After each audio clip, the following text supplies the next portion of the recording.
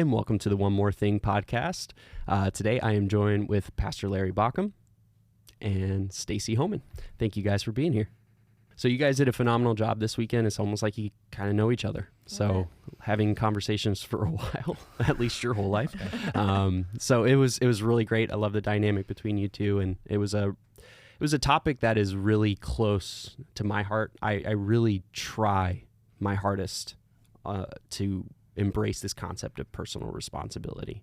And I love the story that you opened up with from the Bible passage that you actually read, from that's the cripple story. And, you know, did I say cripple? Yes. Dang it. Person with disabilities or exceptionalities, however you want to say it. I'm sorry. That's the Bible uses words like that, lame, and it used another version that would say that, but you know, we have to be careful to correct the Bible and make sure it's politically correct. I mean, that is developmentally the language that is in place right now, but even legislature from 20 years ago is written with language that we would never use now. Well, that was my bad. It was a little bit of a slip. You'll forgive me, won't you? You took responsibility. You took responsibility. It's all good. I can't believe anybody would ever say that publicly. Or maybe, I did yesterday. So sorry about that. We were joking because like when we were having morning meeting, it was like everybody under the age of 40 or 35 in the room just went, "Oh no!" Like, what is he going to say next? Yeah. But it was a really good talk, and so let's actually dive a little deeper into that story. It was a big deal for Jesus to, first of all, it ends with, he healed on the Sabbath.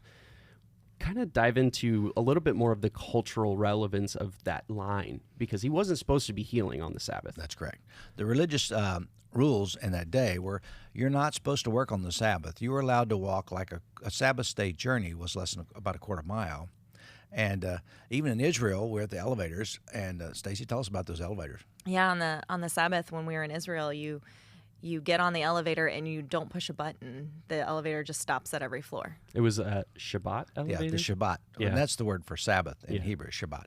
So, because they don't want you to work, they used to say even to scratch your hair, if there were lice in there, and to make the lice work, you should be careful not to scratch your head on the Sabbath. Unbelievable. And so this is still in place today.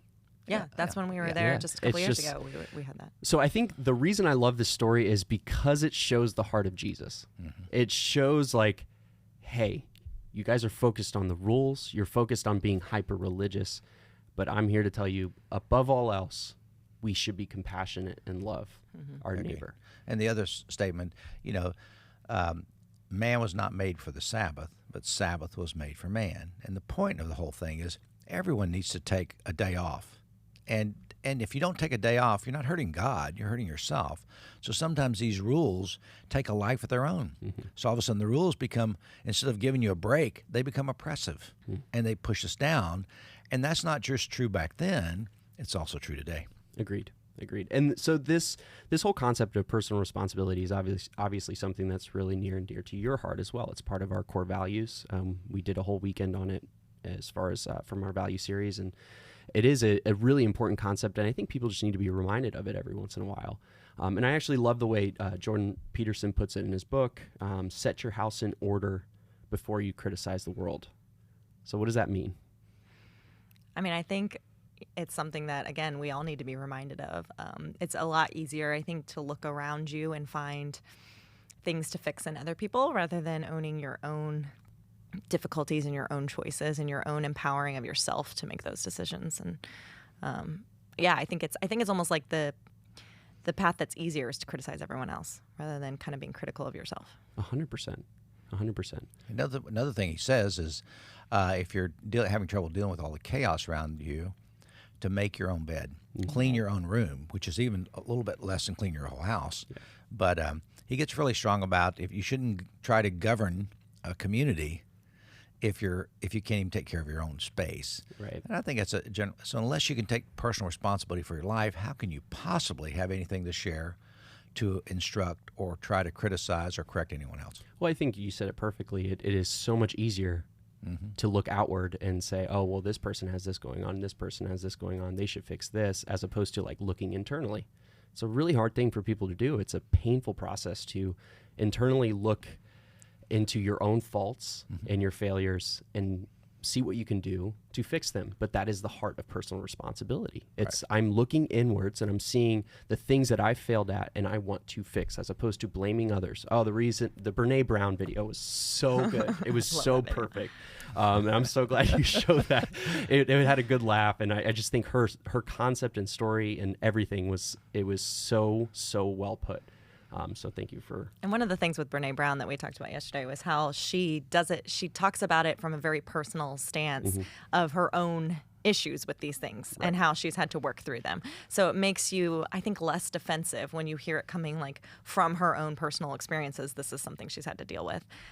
She's not just telling a story about someone else. She's telling her own story. Well, I think that's a very likable trait for any individual is to not pretend to be perfect. It's to show like, I am guilty of this all the time. Right. This is just the ideal. And I think that's one of the things you see a lot of times is people just, they're like, I do this. I wake up at 4 a.m. I grind hard every day. It's like, no. You're saying this is your ideal, but we fall short of that every day. Right. And so I think that's the inspiration of Jesus as well, is that, you look to the ideal and we all fall short of that ideal, but we're at least striving for that idea. See, I have a problem with people getting up at 4 because I get up at 3. Well, sometimes I get up at 2. I know, and then sometimes I get up at 1, but usually I'm only up for 2 or 3 minutes. Well, so I don't sleep. How about that? But it's the one-upmanship that's really hilarious about the whole thing. But I think back, and as you're talking about, the story of John 5, where the person was lame at the Bethsaida pool.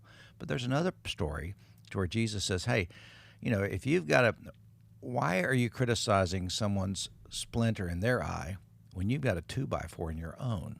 And that's another personal responsibility story. I need to not be looking out and trying to fix all the little details of your life when my house is in disarray. Yeah. So I think this is a good principle of teaching. I love the fact Stacy's on with the kids and giving us the fact that the parallel between the CARES, the acronym of CARES, which means cooperation, assertion, responsibility, empathy, and self-control. And how are those similar to our values? Oh, they're very similar. I mean, so the personal responsibility obviously goes with responsibility, and really self-control too, because self-control is a way of personal responsibility, like to control your body and make sure you're making the right choices and keeping yourself in check with your body is also a personal responsibility. And then everyone brings something to the table. We use cooperation. So we do a lot of activities where students, have to work together in community in order to be successful in the classroom. And the other one is for us, it's a hospital in the courtroom, which really goes with empathy. Agreed. So it's really how they're said in a different way. Right.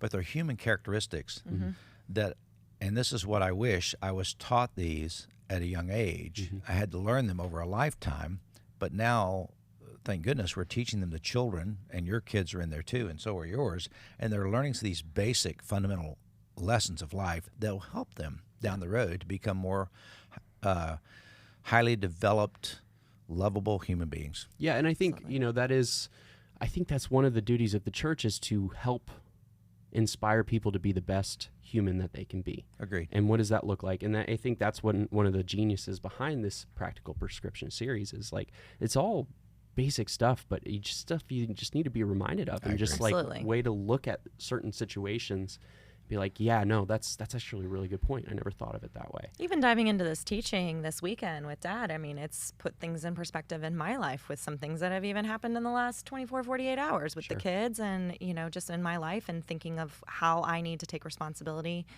And it just brings clarity to it. It kind of shines the light back on that value that I want to ensure I'm doing every day. That's why I had you on. I wanted you to have it. You knew I needed a reboot. Well, before I say that, let me clean my own house. So I wanted to ask this because it kind of popped into my head as well, is how does personal responsibility and victimhood kind of correlate? Because these two concepts are kind of married together. And you even see that in the story that you told this weekend. Jesus asked, like, do you want to be well?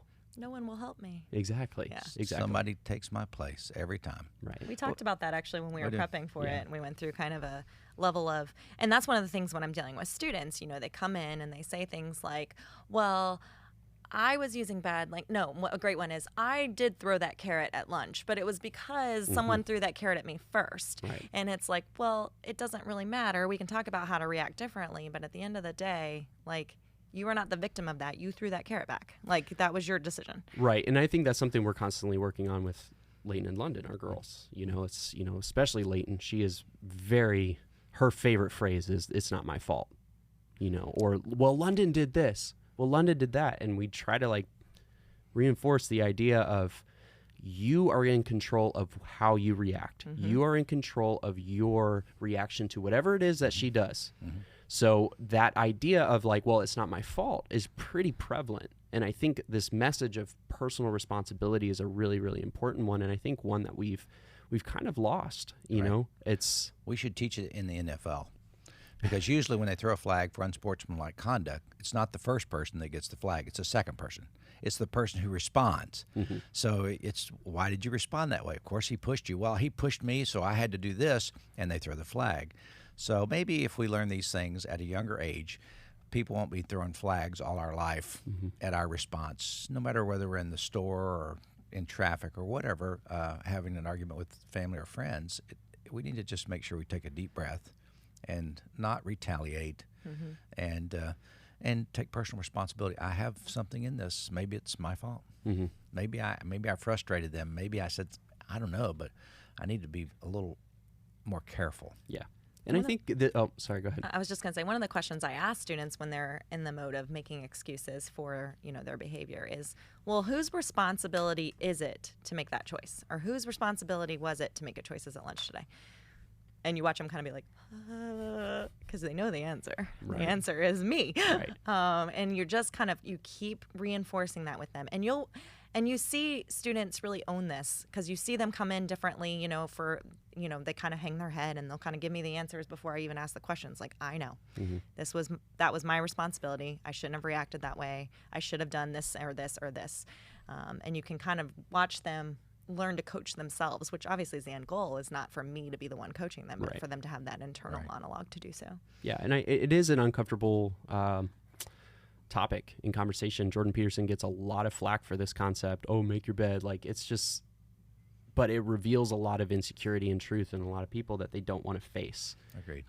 So it is an important message, but it will be faced with criticism with people that don't want to identify that in and people themselves. want to judge everyone else, and I think social media gives us a huge swing of that as well. Is because if we really owned this concept of I need to get myself in order, and that's my priority, and not to fix you, but to fix me first, we wouldn't have so much of the media chaos that we do, because people would not be lashing out at everyone else. They would instead be looking inward. That's not the norm that I see. Agreed. But hopefully the trends will change. And yeah. I know that you mentioned that you had about a page and a half of notes that you didn't get to. Was there anything that stuck out that you were hoping to get in there? We actually covered a lot of it today, that's the perfect reason we had this. Right. One more thing, but we talked about a lot of those things already, so I've got nothing more to add except maybe we'll throw it in another time. Okay. All right. Perfect. And what about you, Stacy? Yeah, I think one of the things we did touch on was that victimhood thing and really trying to help people feel empowered within themselves. I think that there's a level of, allowing yourself to just be blown around by circumstances. And circumstances are often out of our control. But I think it's really important for us to isolate. And Laura does a great job. My sister, your wife, does a great job of really saying, well, what can you control? What can you control? She's so good at that. And that's a good reminder of kind of that empowerment of, I may not control everything, but I can control these things, and I'm going to own I that. can control my response. Right. Correct. Maybe I can't control all the circumstances, but I can control my response. Agreed. And that's your responsibility. Exactly. That's awesome. All right. Well, thank you guys so much for coming on. Yeah, it's pleasure. been an Thanks for honor having and a us. pleasure.